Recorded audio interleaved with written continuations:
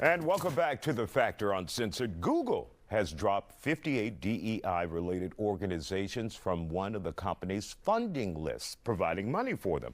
No more longer. This is according to the Tech Transparency Project. Any organizations with mission statements that includes the words women, activism, race, diversity, inclusion, or equity got the axe this month. A spokesperson for Google told CNBC the list reflects contributions made in 2024 and that it does not reflect all contributions made by other teams within Google. Earlier this year, Google announced plans to roll back other company-wide DEI initiatives, including the discontinuation of hiring from underrepresented groups. Joining us to talk about it, CEO of Regal Media, Todd Smith, and conservative Rael Williams. Glad to have you both here. Your thoughts about this? We just got through Target showing a rapid decline in their value as a result of dumping DEI. Your thoughts about this? I think companies need to slow down on reacting to the political landscape of who's in office, because like you said about Target, we see a decline in their sales. And I advocate for diversity, whether you do it through a DEI program or not. I advocate for diversity. And when I say diversity, I mean race, I mean gender, I mean age. As a business owner, even though I usually focus on African-American issues, I want to reach as many people as possible. And you know what I mean?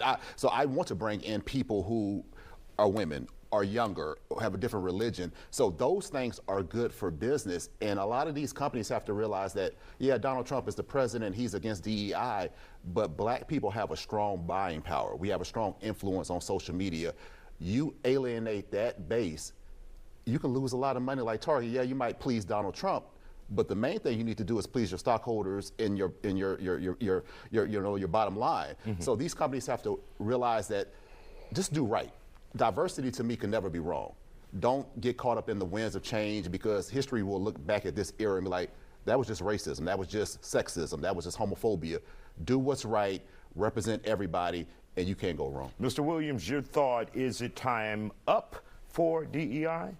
I mean, I really believe DEI is really good. I mean, for once, now we can have people that get positions based on merit. You don't just get to go in and get a position because you're black. Like, I mean, it works, I guess, good for me because I'm black, but it's not fair. Like, somebody who's of another race that's just as qualified or more qualified should get the job or the position or whatever because they have more qualifications than me. Just because I'm black doesn't mean that I need to get a handout. But how do you determine if a person is the best person for the job? I understand, yeah, we can look at GPA or whatever, but as a business owner, there's some nuanced things. You know what I mean? A young person without a big resume like mine might be better off taking my company to the next level. They might be better off getting that demographic, that younger demographic. I had to talk to younger people. My thing is it's subjective. Yeah, I mean, I'm a business owner as well. I mean, you test different people out if you want to see, you know, maybe they will be better for the job. But it should never have anything to do with someone's skin color or giving them a break because they have a certain color of skin. Like, nothing should be based on skin color. But that's crazy. I agree. But and then you also realize, like, we're all like one human race. Oh, absolutely. We all are different shades of brown. Like, there's no really white or black. We're all like the same. It's a social construct. It's a social construct. So we're all one and the same. We're just different shades, bro. And nobody should be getting a job just because they're darker. It's crazy. I agree with that. But for a long time, how do we balance? For generations, people got jobs just because they were white or because they were male. I mean, yeah, that or too. People will get jobs because that's who they feel comfortable working with. Or they're part of this clique, and we're not in the country club, we're not in this circle, so we don't get an opportunity to get those jobs. I mean, they still got laws to protect people from discrimination. But that's hard to prove, though, because you got to prove somebody's intent. If I don't say nothing racist or sexist, a person, it's going to be hard for them. It's not hard to prove if you got all the evidence.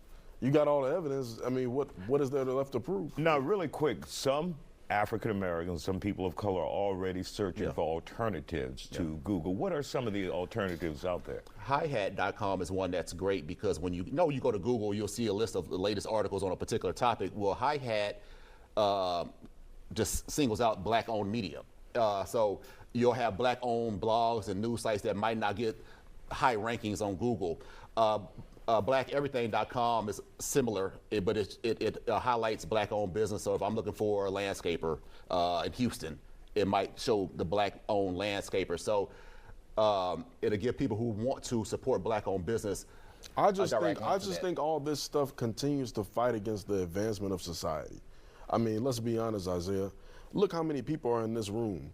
All of us are different colors. If we were all separated based on race and one person get a job because they're black, like, all this stuff is just crazy. Like, now we got to go and use these different websites, with the ones you just mentioned, to do business only with our black people. That's crazy, man. I understand we that. are in a society that's ran by people of all races. It takes people of all colors to make this world go round. But there are places in Houston, this is about 10 years ago. It takes people of all colors to make the world go round. But you try to isolate one people group. Well, we've been isolated. There's businesses in Houston that, it's 10 years ago, that refused to serve me. Now, I can only assume it's because I was black. It was a business called Sawyer Park on Washington Avenue. They had white people, Asian people, Hispanic people, and they chose not to serve us. That's not right, but not everybody's like that. Not everybody is like that, but that gives us an alternative when they are like that to support our own community. How often does that happen, though? It happens more than you think, though. Okay.